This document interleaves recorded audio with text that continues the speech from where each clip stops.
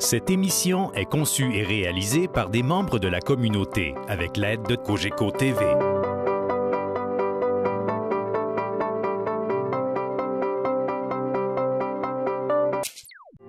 Cette émission vous est présentée en partenariat avec la Société d'histoire du Lac-Saint-Jean, qui se préoccupe de rendre accessibles les éléments de notre patrimoine qui ont façonné l'histoire de la région et la vie quotidienne de ses habitants, ainsi qu'avec la participation financière de la résidence funéraire Lac-Saint-Jean, propriété exclusive des gens du milieu, qui accompagne et soutient les familles endeuillées depuis plus de 3 décennies avec respect et compassion.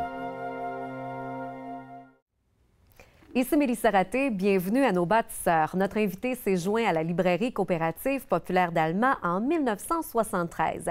À ses tout débuts, la librairie exerçait ses activités sur la rue Saint-Joseph en face du bureau de poste. Au fil du temps, la librairie est devenue un milieu de vie et aussi un lieu d'apprentissage pour plusieurs jeunes. Aujourd'hui, M. Daniel Bouchard.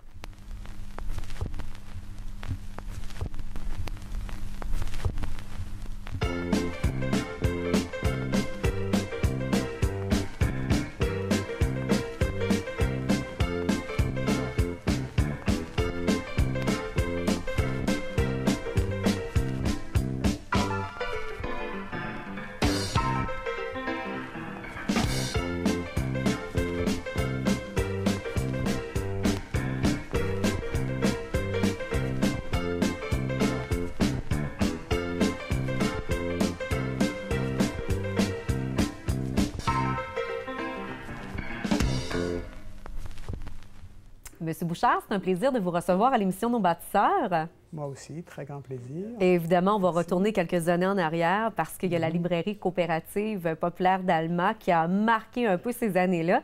Peut-être nous parler de ce projet. Comment la librairie a pris naissance? Elle a pris naissance, c'était des étudiants du cégep d'Alma qui se connaissaient, qui déjà exerçaient, s'occupaient du fonctionnement de la coopérative étudiante. Alors, comme ils avaient des connaissances et puis qu'ils voulaient se trouver un travail d'été, ils ont forgé un projet qui était basé sur la possibilité qu'il y ait une librairie qui puisse ouvrir ses portes au centre-ville.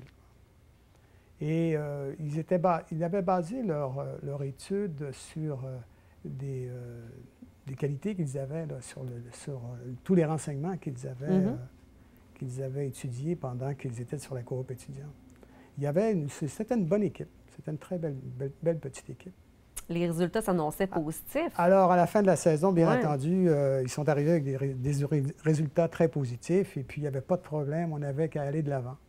Il y a quelqu'un qui a été important pour le départ de la librairie coopérative. Entre autres, on a parlé de Jean-Jules Pilote, qui est vraiment devenu un élément important. Lui, c'est un animateur culturel. Oui, Jean-Jules, à ce moment-là, était animateur culturel, payé par la Compagnie des jeunes Canadiens. Alors, il n'était pas payé par une institution municipale, dans le fond. Et il avait, Jean-Jules, pris ce document-là, ce projet-là, et puis, il l'avait mis de l'avant, il avait formé la coopérative, il avait trouvé un local, et en relation toujours avec la coopérative étudiante du cégep. Alors, il l'avait mis en marche, dans le fond.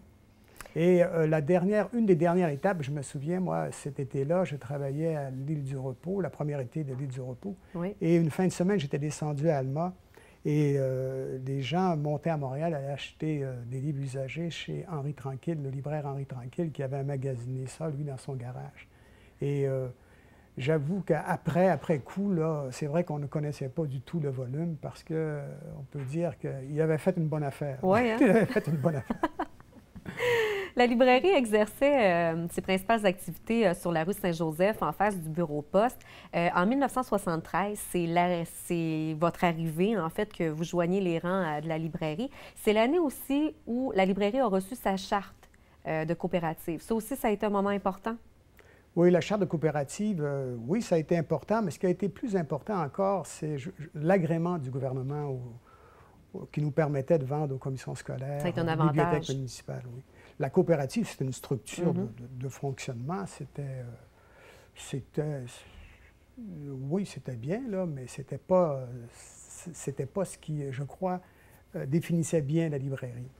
Nous, on veut savoir, qu'est-ce qui a fait en sorte que vous êtes arrivé à la librairie coopérative en 1973? Alors moi, j'étais étudiant à l'université à Montréal. J'étais en bio, puis j'avoue que j'avais mal évalué mes qualités de biologiste parce que ça allait pas bien.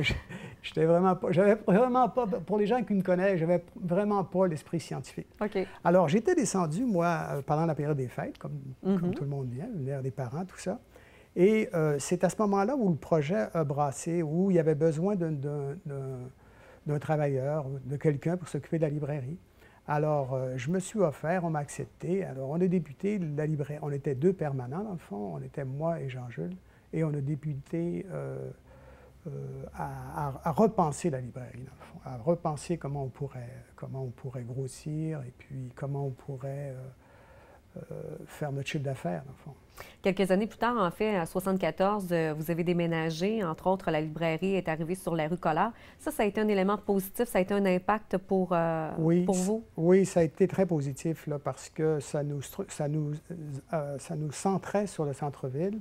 Et ça nous aussi, c'est un édifice beau, c'est une belle bâtisse. Et le local était assez grand, était propre, etc. Et ça faisait un point de rassemblement important aussi. Ça avait été acheté, cet édifice-là, par la Corporation K, Corporation culturelle artistique. Et nous, on louait le local. Le membership, ça ressemblait à quoi à la librairie coopérative? Le membership est à peu près de 350 personnes là, qui étaient membres de la librairie coopérative. C'était bien entendu des gens qui étaient des intellectuels pour la plupart et des gens qui étaient sympathisant à le fait de se prendre en main et d'essayer de faire quelque chose ensemble. Ça a quand même été, en fait, des années, les années 70, des fois, c'était des années qui étaient peut-être un peu plus difficiles. Évidemment, la librairie a connu des moments difficiles. Il y avait quelques habitudes peut-être qui étaient à changer de la part de vous et de tout le monde qui travaillait là. Les gens avaient de la misère parce que vous aviez les cheveux longs, hein? Oui. La librairie n'a connu que des moments difficiles, je vais autant vous dire. Alors, oui, on avait une caractéristique, c'est qu'on avait tous un peu l'air dégringué un peu. Là. On avait les cheveux longs. Mais c'était les années 70. C'était les années 70. Et puis, la librairie elle-même, comme édifice, là, elle était fermée un peu. Elle était de l'extérieur, c'était pas nécessairement très invitant à rentrer. Et quand les gens rentraient, des fois, ils faisaient un saut un peu, mais ça passait. Ils étaient bien accueillis.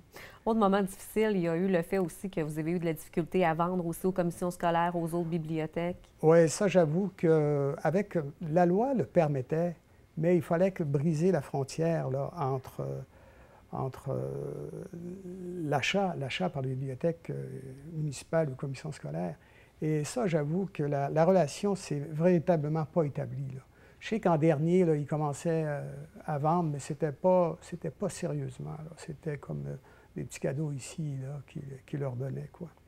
On dit de la librairie, ça a vraiment été un milieu de vie pour presque tous les jeunes qui ont passé, qui ont travaillé là. Quels souvenirs vous gardez? Oui, même moi, là, ça a été un milieu de vie où je me suis formé beaucoup, là, où c'était comme on pourrait appeler ça, j'ai appelé ça un sas tout à l'heure en vous parlant. C'est un endroit mitoyen là, entre la jeunesse et puis l'âge adulte, là. Alors, ça a été vraiment formateur parce qu'il y avait des gens de partout qui arrivaient pour vivre à Alma, des jeunes, là, des gens de Montréal, des gens de Jonquière, des gens du Saguenay, des filles aussi, beaucoup de filles. Je me rends compte que la plupart des filles qui nous accompagnaient à ce moment-là venaient de l'extérieur, dans le fond. Beaucoup de personnes avaient fait des cours universitaires et qui revenaient. Ça a été très formateur. Des amitiés aussi qui se sont développées. Oui, il y a des amitiés qui se sont développées. Il y a même des couples qui se sont formés, qui ont eu des enfants par la suite, qui se sont mariés, etc. Ah, vous voyez, c'est un élément positif, ça, M. Bouchard? Oui, c'est très positif, ça. Oui. Et par la suite, entre autres, il y a eu un autre déménagement. Ça, c'était dans les années, un petit peu plus tard. Oui. On a voulu transférer à la Plaza. Est-ce que ça a été positif? Est-ce que c'était assez pour remettre la librairie sur les rails? Oui, moi, j'étais plus là, mais j'en ai parlé aux gens qui étaient là pour justement me renseigner pour cette émission-là.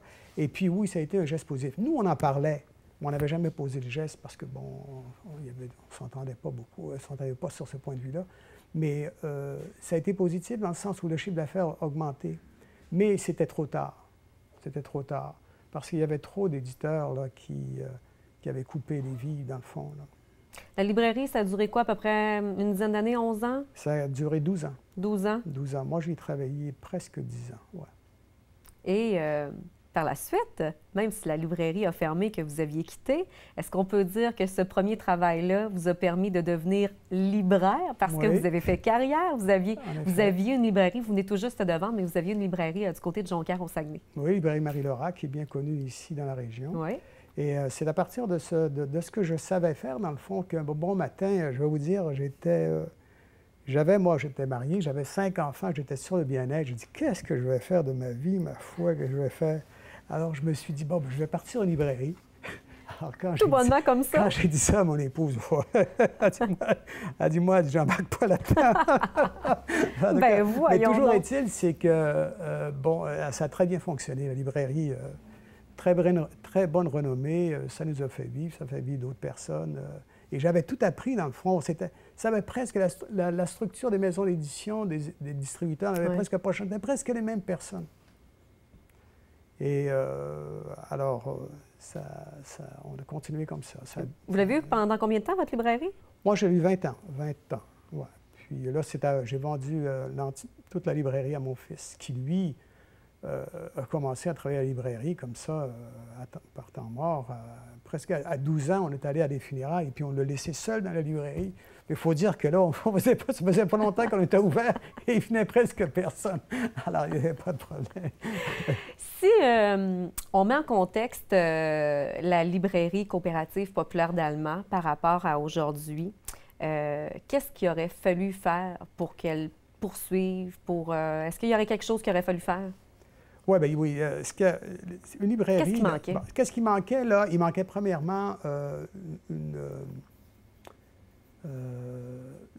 la part des institutions a manqué beaucoup. Là. Si on avait eu ça, là, parce qu'une librairie, là, si tu vends, mettons, de ton chiffre d'affaires 55-60 % aux institutions, puis le reste, là, tu le vends à ta clientèle, tu es bien, tu es correct, là. Mais c'était pas ça, là. Je vous dis, moi, là, la deuxième année, nous, on a eu des projets pour 2 ans. Et puis après ça, on était plus capable de payer les salaires. On est redevenu capable, je pense, après 5 ou 6 ans, qu'on a recommencé à engager du monde pour nous seconder. Je vous dis, ça a toujours été difficile. Mais vous gardez quand même des bons souvenirs. Oui, c'est surtout, moi, je trouve, là, les meilleurs souvenirs, c'est les souvenirs de, justement, c'était une école, une véritable école. Une école de vie. Une école de vie, une école de contact avec les gens, une école aussi de s'interroger sur qu'est-ce que c'était que la société, etc. Est-ce que vous gardez contact? Est-ce que vous avez encore des contacts avec les gens qui ont travaillé en même temps que vous? Quelques-uns. Oui. Quelques-uns, pas la totalité, par contre. Donc, mais j'ai des contacts, oui. Alors, une très belle carrière qui a suivi côté libraire. Monsieur Bouchard, ça a été un plaisir. Merci de nous avoir raconté l'histoire de la librairie coopérative populaire d'Alma. Certainement que ça va rappeler des bons souvenirs à certaines personnes qui l'ont sûrement fréquenté. Oui, certainement. Merci. J'espère. Merci.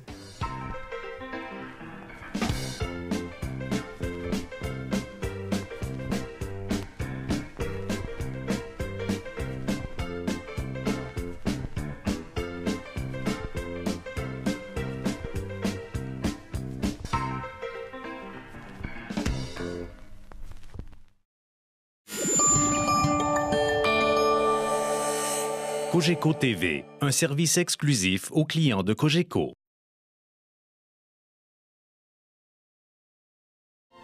Télé Cogeco remercie la Société d'histoire du Lac-Saint-Jean qui a assuré la recherche de la série Nos bâtisseurs.